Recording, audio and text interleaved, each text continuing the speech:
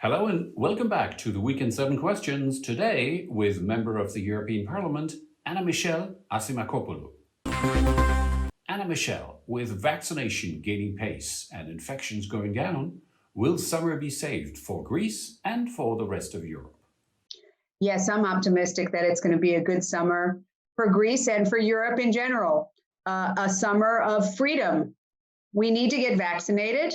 We need to listen to the experts, and it'll be a good summer for all of us.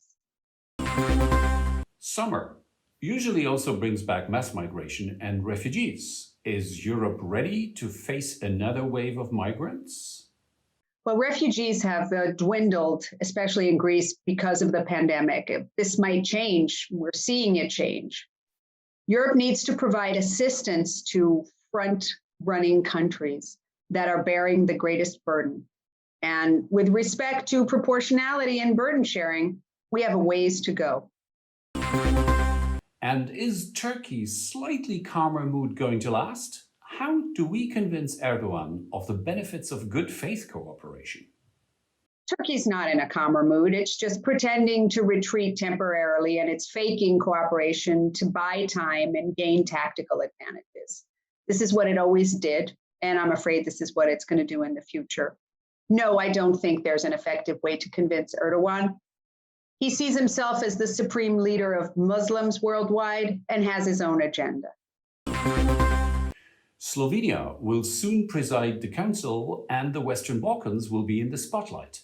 What are the biggest challenges for Albania and North Macedonia to join the EU? Let me just say that the Balkan countries can be an important link in our quest for growth and prosperity in Europe, and we certainly don't want to leave a void for others to fill.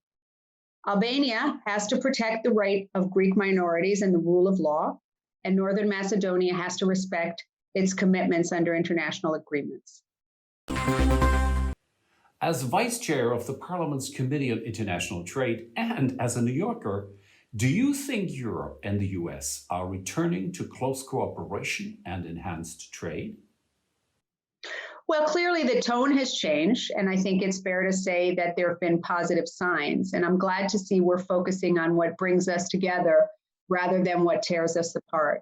But after 100 days in office, I'm getting a little impatient. So I hope that at the upcoming summit, we'll have some concrete wins.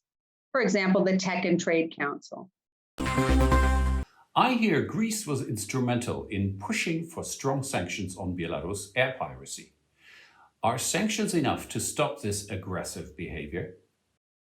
Of course, Greece played an instrumental role. I mean, let's not forget the flight took off from Athens.